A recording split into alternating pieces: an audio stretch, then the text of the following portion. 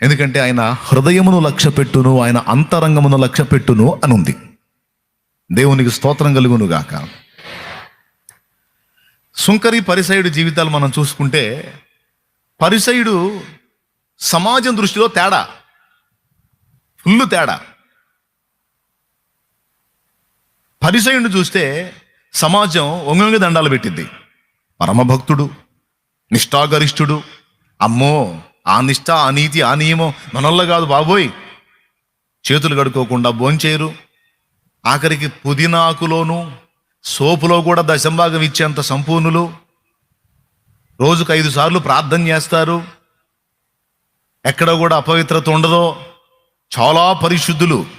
పరిసయ్యులను చూస్తే జనం భలే రెస్పెక్ట్ ఇస్తారు. ఎందుకు? వాళ్ళ బాహ్య జీవితం అంత పర్ఫెక్ట్గా ఉంటుంది.